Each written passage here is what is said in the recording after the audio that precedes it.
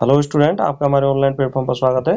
दोस्तों, आज हम रीट मेंस की तैयारी में हम एक टॉपिक के बारे में बात कर रहे हैं, राजस्थान एक परिचय। इसकी हम पहली क्लास को फिनिश कर चुके हैं, ये दूसरी क्लास है और ये थ्योरी क्लास है।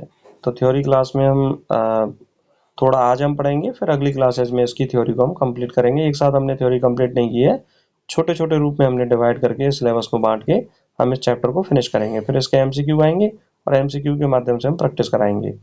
तो चलिए आज की हम शुरुआत करते हैं। आज हम पढ़ेंगे राजस्थान की भौतिक संरचना, फिजिकल डिवीजन। देखिए, राजस्थान को 4 प्रमुख भौगोलिक क्षेत्रों में बांटा गया है। कितने? 4। पहला है पश्चिमी मरुस्थलीय क्षेत्र, जिसे थार का मरुस्थल कहते हैं। इसमें आते हैं जैसलमेर, बाड़मेर, बीकानेर। दूसरा है अरावली पर्वतीय क्षेत्र। अरावली विश्व की सबसे प्राचीन पर्वत श्रृंखला है और इसमें आते हैं सिरोही है, उदयपुर है, राजसमंद है, ये सभी क्षेत्र इसमें आते हैं। तीसरा है पूर्वी मैदानी क्षेत्र, जिसमें कोटा, भरतपुर, धौलपुर और बूंदी आते हैं। और चौथा है दक्षिणी पठारी क्षेत्र, जिसमें बांसवाड़ा, डूंगरपुर और चित्तौड़गढ़ आते हैं। तो ये 4 प्रमुख क्षेत्र हैं। देखिए, अगर हम इसको समझना चाहें, मान लीजिए राजस्थान का इस तरह से मैप है और राजस्थान के मैप में हम समझें तो ये आपकी अरावली पर्वत श्रृंखला है और अरावली पर्वत श्रृंखला वाला जो क्षेत्र, देखिए ये तो हो गया आपका थार का मरुस्थल। कौन सा हो गया?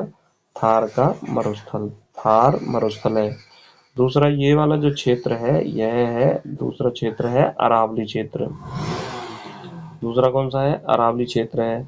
और ये वाला जो क्षेत्र है वह है दक्षिण पठारी क्षेत्र। ये वाला क्षेत्र कौन सा है? दक्षिण का पठारी क्षेत्र। जो चौथा क्षेत्र है दक्षिण पठारी क्षेत्र। दक्षिण का पठार है ये, दक्षिण पठारी क्षेत्र है। और ये है पूर्वी मैदान। ये तीसरा जो क्षेत्र है पूर्वी मैदान। इस तरह से हम राजस्थान को भौगोलिक भागों में हम बांट सकते हैं। तो ये हमारे राजस्थान के 4 क्षेत्र हो गए। पहला हो गया थार का मरुस्थल, ये वाला जो क्षेत्र है ये वाला। और दूसरा अरावली क्षेत्र ये वाला है। तीसरा है आपका पूर्वी मैदान, ये वाला क्षेत्र है। और चौथा है आपका दक्षिणी पठार, ये वाला क्षेत्र। तो राजस्थान 4 भौगोलिक क्षेत्रों में बटा हुआ है। अब हम आगे बात करें कि पर्वत और पठार के बारे में बात करें। देखिए, पर्वत में अरावली पर्वत जो है विश्व की प्राचीनतम पर्वत श्रृंखला है और विश्व का सबसे पुराना पर्वत, ये क्वेश्चन पूछा भी जाता है, वो कौन सा पर्वत है? अरावली पर्वत है। राजस्थान का सर्वोच्च शिखर है गुरु शिखर, जिसकी ऊंचाई है 1722 मीटर और ये कहाँ पर है? माउंट आबू सिरोही में स्थित है। कहीं कहीं पे आपको ऑप्शन में 1727 मीटर भी मिल सकता है। तो गुरु शिखर की ऊंचाई कितनी है? 1722 मीटर है, जो राजस्थान का सर्वोच्च शिखर है। और ये कहाँ पर स्थित है? माउंट आबू सिरोही में। अरावली विश्व की प्राचीनतम पर्वतमाला है। राजस्थान को अरावली 2 भागों में बांटती है, पश्चिमी भाग जो मरुस्थलीय क्षेत्र है और पूर्वी भाग जो मैदानी क्षेत्र है। दक्षिणी पठार वाले क्षेत्र में आपके बांसवाड़ा, डूंगरपुर और चित्तौड़गढ़ आते हैं।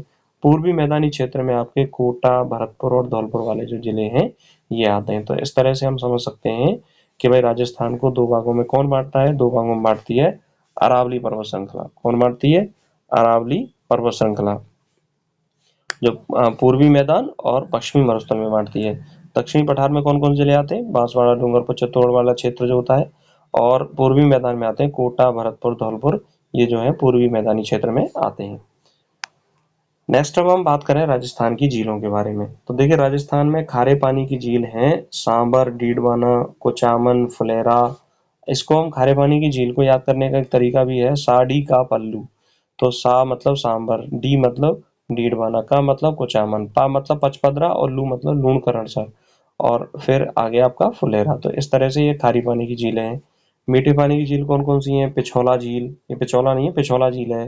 राजसमंद, फतेह सागर, जयसमंद, मीठे पानी की झीलें। राजस्थान में कृत्रिम झील कौन कौन सी है? आना सागर, अजमेर, जिसको मानव निर्मित झीलें भी कहा जाता है, और जयसमंद, उदयपुर। तो ये क्वेश्चन ये भी पूछा जाता है कि भाई जयसमंद झील कहाँ पर स्थित है? तो जयसमंद झील स्थित है उदयपुर में। राजस्थान की सबसे बड़ी खारे पानी की झील कौन सी है? तो राजस्थान की सबसे बड़ी खारे पानी की झील है सांबर झील। और राजस्थान की सबसे बड़ी मीठे पानी की झील, तो मीठे पानी की झील कौन सी है? जयसमंद। तो राजस्थान में खारे पानी की झीलें भी हैं, मीठे पानी की झील भी है, कृत्रिम झील भी है। सबसे बड़ी खारे पानी की झील कौन सी है? सांबर झील है। सबसे बड़ी मीठे पानी की झील कौन सी है? तो जयसमंद है। तो इस तरह से हम याद रख सकते हैं कि भाई कौन सी खारे पानी की झील है, कौन सी मीठे पानी की झील है, क्योंकि हमें इसमें डीप नहीं पढ़ना है। हमें क्या है, राजस्थान का एक परिचय जो चैप्टर है उसको लेवल 1 के हिसाब से ही पढ़ना है, तो इतना ज़्यादा डीप हम नहीं जा सकते, जितना इम्पोर्टेंट है उसी हिसाब से हम पढ़ रहे हैं। अब देखिए जलवायु के बारे में थोड़ा और रिवीजन कर लें। राजस्थान की जलवायु, ये क्वेश्चन पूछा जाता है कैसी है, शुष्क व अर्ध शुष्क है, यानी मरुस्थलीय जलवायु है। ये बहुत मोस्ट इंपोर्टेंट क्वेश्चन है, परीक्षा में भी पूछा जाता है। राजस्थान की औसत वर्षा कितनी होती है? 57 सेंटीमीटर। सर्वाधिक वर्षा वाला स्थान माउंट आबू सिरोही है, जो 1638 मिलीमीटर से अधिक यहाँ पर वर्षा होती है। न्यूनतम वर्षा वाला जिला कौन सा है? जैसलमेर है। यहाँ 10 सेंटीमीटर से भी कम वर्षा होती है, और 10 सेंटीमीटर वर्षा रेखा भी कहाँ से गुजरती है? जैसलमेर से। और ग्रीष्म ऋतु में तापमान लगभग 48 डिग्री सेंटीग्रेड तक पहुंच जाता है, और शीत ऋतु में -2 डिग्री सेंटीग्रेड तक पहुंच जाता है।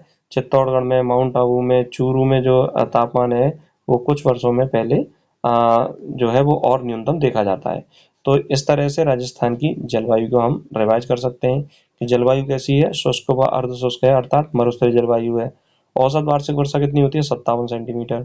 सर्वाधिक वर्षा कहाँ होती है? माउंट आबू में 1638 मिलीमीटर। न्यूनतम वर्षा जैसलमेर में 10 सेंटीमीटर वर्षा रेखा गुजरती है।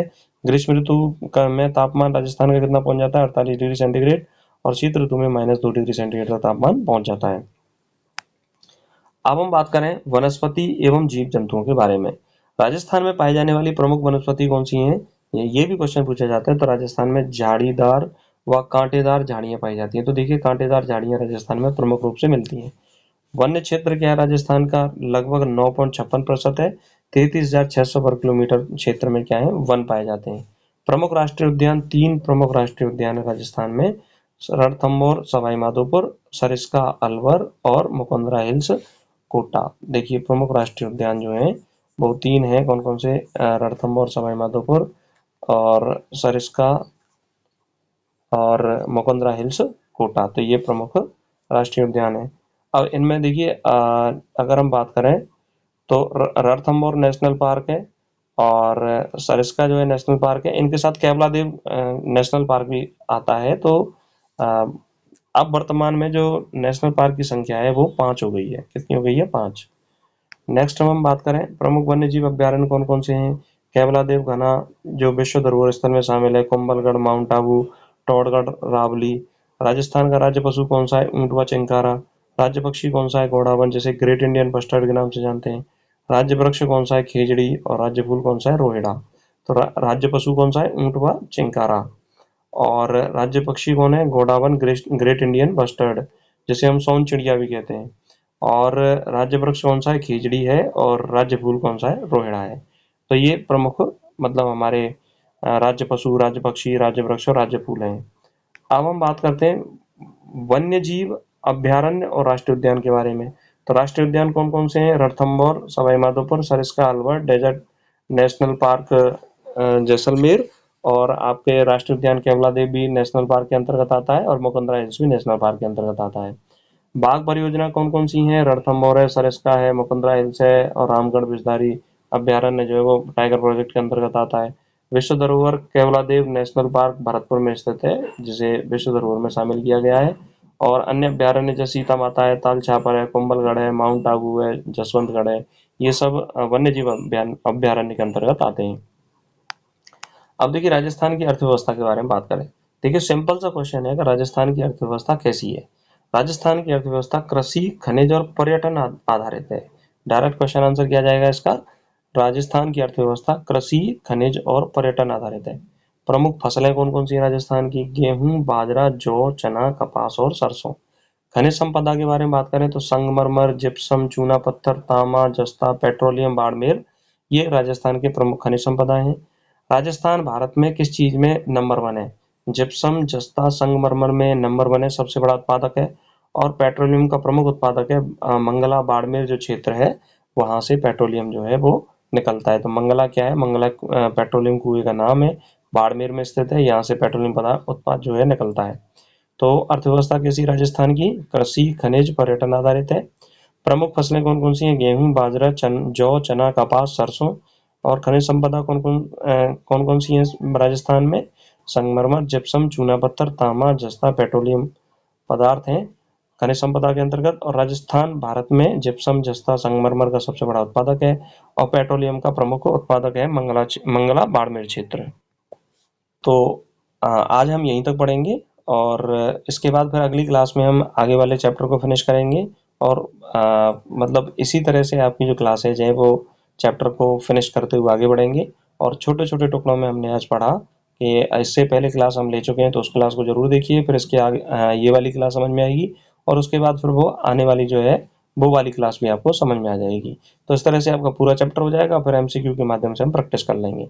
आशा करता हूँ कि आपको ये क्लास समझ में आई होगी। अगर आपको ये क्लास अच्छी लगी तो इसे लाइक करें, शेयर अपने दोस्तों तक शेयर करें और जो भी स्टूडेंट रीडमेंट्स की तैयारी कर रहे हैं इस चैनल पर नए, इस चैनल को जरूर सब्सक्राइब करें। नमस्कार, धन्यवाद।